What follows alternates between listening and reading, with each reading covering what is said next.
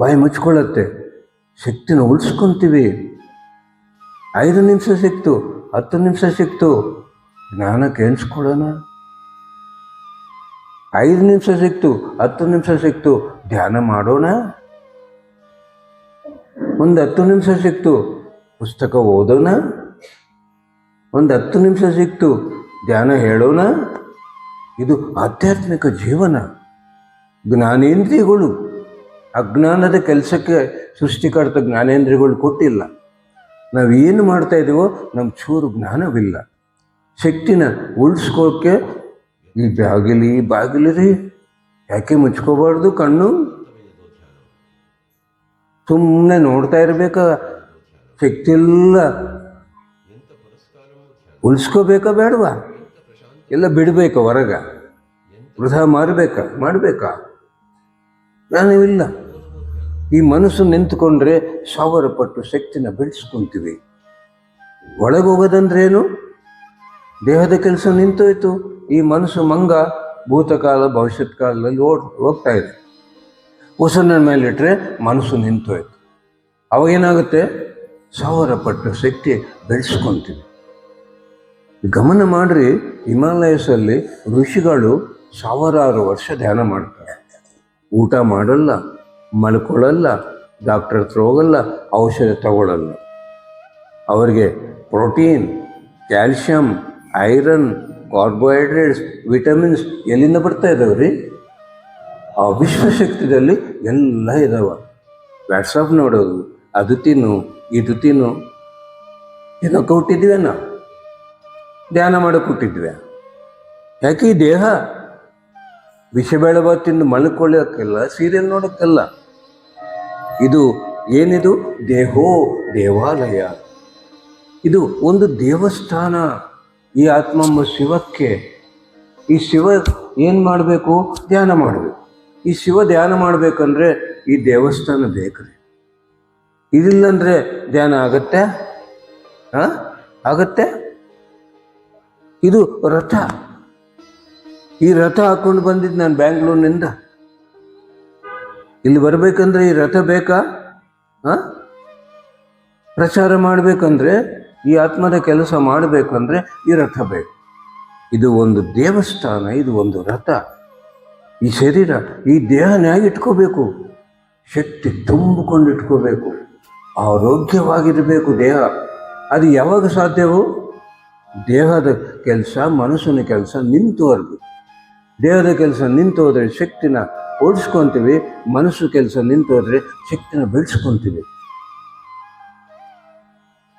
ಊಟದಿಂದ 1 ಪಟ್ಟು ಶಕ್ತಿ, ನಿದ್ದೆದಿಂದ 10 ಪಟ್ಟು ಶಕ್ತಿ, ಧ್ಯಾನದಿಂದ 1000 ಪಟ್ಟು ಶಕ್ತಿ.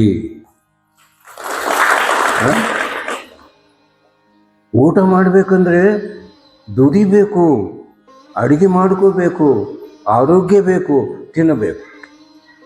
ಆರೋಗ್ಯ ಬೇಕಂದ್ರೆ ಧ್ಯಾನ ಮಾಡಬೇಕು. ಮಲ್ಕೋಬೇಕಂದ್ರೆ ಏನು ಫೋಮ್ ಬೆಡ್ಡು, AC ಬೇಕಾ? ನೆಮ್ಮದಿ ಬೇಕು. ನೆಮ್ಮದಿ ಇದ್ರೆಲ್ಲ ನಿದ್ದೆ ಬರೋದು. ನೆಮ್ಮದಿ ಬೇಕಂದ್ರೆ ಧ್ಯಾನ ಮಾಡಬೇಕು. ನೋಡಿದರೆ ಆ 1 ಪಟ್ಟು ಶಕ್ತಿ ತಿಂದು ಹೊಂದಬೇಕಂದ್ರೇನು ಆರೋಗ್ಯ ಬೇಕು. ಅದಕ್ಕೇನು ಮಾಡಬೇಕು? ಧ್ಯಾನ ಮಾಡಬೇಕು. ಮಲ್ಕೊಂಡು 10 ಪಟ್ಟು ಶಕ್ತಿ ಹೊಂದಾನ ಅಂದರೆ ಅದಕ್ಕೆ ನೆಮ್ಮದಿ ಬೇಕು, ಅದಕ್ಕೆ ಧ್ಯಾನ ಮಾಡಬೇಕು. ಧ್ಯಾನ ಮಾಡಿದ್ರೆ 1000 ಪಟ್ಟು ಶಕ್ತಿನ ಬೆಳೆಸ್ಕೊಳ್ತೀವಿ. ಯಾವುದು ಸುಲಭ? ಯಾವುದ್ರಿ? ಅಡುಗೆ ಮಾಡಿ ಕಷ್ಟ ತಿಂದೋದ, ಮಲ್ಕೊಳ್ಳೋದ, ಧ್ಯಾನ ಮಾಡೋದ? ಎಷ್ಟು ಸುಲಭ ಧ್ಯಾನ. ಮನೆಗೆ ಯಾರು ಬೀಗರು ಬಂದರು, ಆ್ಯಪಲ್ ಹಣ್ಣು ಹಾಗೆ ಕೊಟ್ಬಿಡ್ತೀರ ನೀವು? ಒಂದು ಚಾಕು ಪ್ಲೇಟು ತಗೊಂಡು, ಹೌದಲ್ರಿ, ಅದು ಕಟ್ ಮಾಡಿ ಬೀಜ ತೆಗೆದು ಕೊಡ್ತೀರಿ. ಆ್ಯಪಲ್ ಹಣ್ಣು ತಿನ್ಬೇಕಂದ್ರೆ ಏನು ಬೇಕು? ಪ್ಲೇಟ್ ಬೇಕು, ಚಾಕು ಬೇಕು, ಅದು ಕಟ್ ಮಾಡಬೇಕು. ಪೂಜೆ ಮಾಡಬೇಕಂದ್ರೆ ಏನೇನು ಬೇಕು? ತೆಂಗಿನಕಾಯಿ ಬೇಕು, ಹಣ್ಣು ಬೇಕು, ಹೂವು ಬೇಕು, ಕರ್ಪೂರ ಬೇಕು, ಅಗರಬತ್ತಿ ಬೇಕು, ವಿಗ್ರಹ ಬೇಕು, ಸ್ನಾನ ಮಾಡಬೇಕು. ಹೌದಾ? ಎಲ್ಲ ಬೇಕಾ ಬೇಡವಾ? ಆ್ಯಪಿಲ್ ಹಣ್ಣು ತಿನ್ನೋದಂದರೆ ಪೂಜೆ ಮಾಡೋದೇನು? ಆ್ಯಪಿಲ್ ಹಣ್ಣು ತಿನ್ನೋದು. ದಾಳಿಂಬೆ ಹಣ್ಣು ಅಷ್ಟು ಸುಲಭವಾ? ಅದು ಒಂದೊಂದು ಬಿಚ್ಚಿ ತಿನ್ನಬೇಕು. ದಾಳಿಂಬೆ ಹಣ್ಣು ಅಂದರೆ ಸ್ತೋತ್ರ ಓದ್ಕೋಬೇಕು, ಅದು ನಾವು ಪ್ರಾಕ್ಟೀಸ್ ಮಾಡಬೇಕು, ನೆನಪಿಟ್ಕೋಬೇಕು. ಆ್ಯಪಿಲ್ ಹಣ್ಣು ತಿನ್ನೋದು ಪೂಜಾ, ದಾಳಿಂಬೆ ಹಣ್ಣು ತಿನ್ನೋದು ಸ್ತೋತ್ರ. ಪೈನಾಪಲ್ ಹಣ್ಣು ಸುಲಭನ? ಇನ್ನೂ ಕಷ್ಟ ರೀ. ಆ ಮುಳ್ಳು ತೆಗಿಬೇಕು.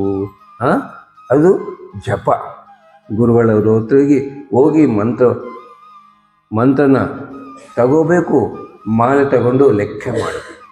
ಆ್ಯಪಿಲ್ ಹಣ್ಣು ತಿನ್ನೋದು ಪೂಜಾ, ದಾಳಿಂಬೆ ಹಣ್ಣು ತಿನ್ನೋದು ಸ್ತೋತ್ರ, ಪೈನಾಪಲ್ ಹಣ್ಣು ತಿನ್ನೋದು ಜಪ, ಹಲಸು ಹಣ್ಣು ತಿನ್ನೋದು ಯಜ್ಞ. ಎಲ್ಲರೂ ಸೇರಿ ಮಾಡಬೇಕು.